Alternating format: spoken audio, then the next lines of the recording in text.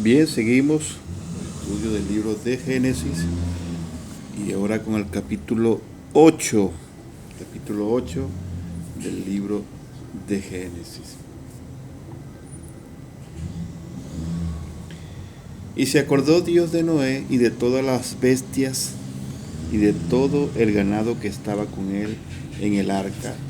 Y Dios hizo pasar un viento sobre la tierra y decrecieron las aguas y se cerraron las fuentes del abismo y las compuertas del cielo. Y se detuvo la lluvia del cielo. Las aguas bajaron gradualmente de sobre la tierra, y al cabo de 150 días las aguas habían decrecido.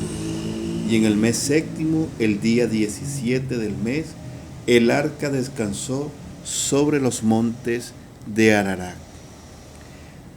Después del comienzo del diluvio y la permanencia de las aguas sobre la tierra, surgió el principio de la calma con las palabras: y se acordó Dios de Noé. Esta es una declaración significativa y tierna que nos recuerda que Dios no se olvidó de Noé, sino que fiel a sus propósitos, intervino nuevamente. Como consecuencia de ello, se nos dice que Dios hizo pasar un viento sobre la tierra y decrecieron las aguas. Esto no debió suceder tan rápidamente, en una noche. La crecida de la inundación había durado 150 días y debieron transcurrir 261 días para el comienzo de la calma total. El lenguaje utilizado aquí evidentemente nos aclara que el diluvio fue una inundación de toda la tierra. Fue muchísimo más que un diluvio regional. Seguimos leyendo, versos 5 y siguiente. Las aguas fueron decreciendo paulatinamente hasta el mes 10, y el día 1 del mes 10 se vieron las cimas de los montes.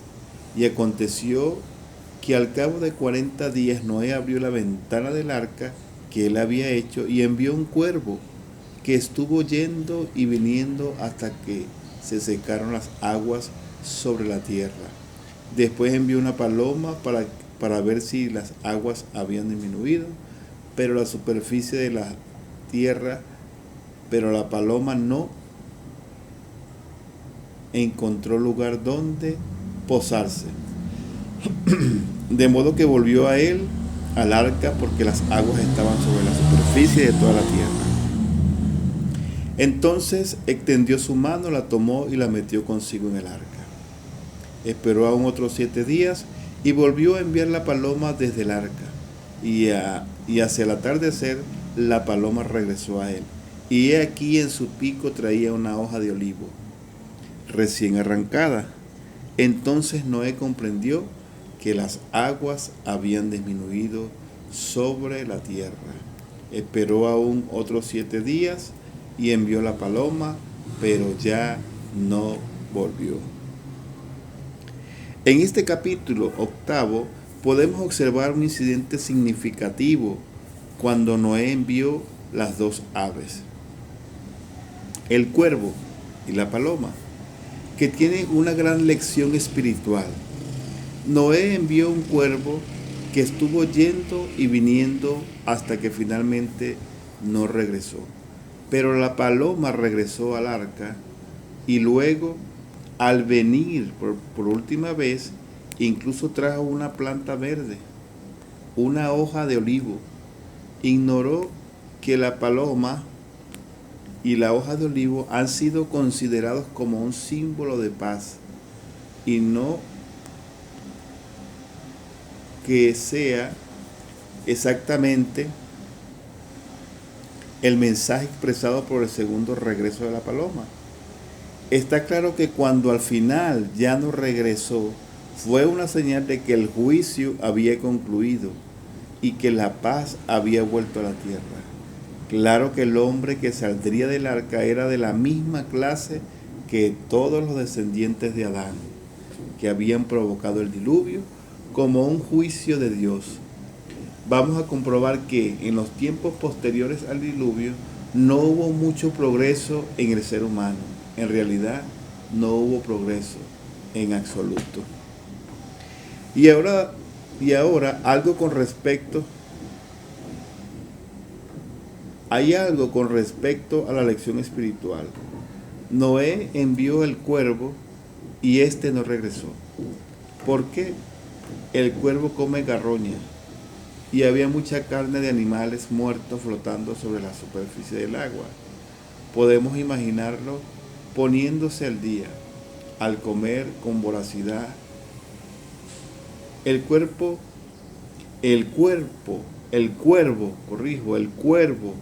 incidentalmente, y como veremos al estudiar ciertas reglas dietéticas en el libro de Levítico, sería considerado por las reglas dietéticas del futuro pueblo de Israel como una ave inmunda, y la paloma sería incluida en el citado libro en la lista de aves limpias.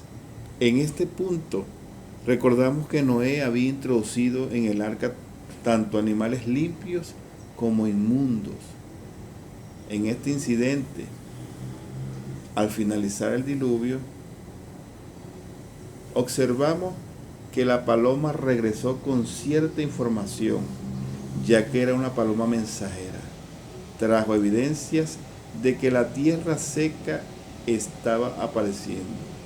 La tercera vez que fue enviada, ya no regresó, y Noé supo que las aguas del juicio se habían retirado.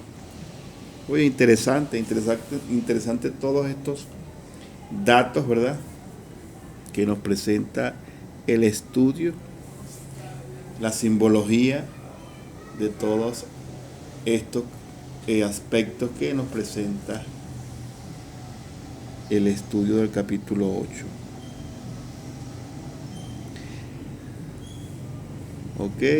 Verso 10. El apóstol Pablo declara en su segunda carta a los Corintios 5:17: de modo que si alguno está en Cristo, nueva criatura es, las cosas viejas pasaron, he aquí son hechas nuevas. Lo limpio y lo impuro se encuentran juntos. Si tú eres un creyente, tú y yo, como tales creyentes, tenemos esta naturaleza, como lo expresa el Evangelio de Juan en el capítulo 3, verso.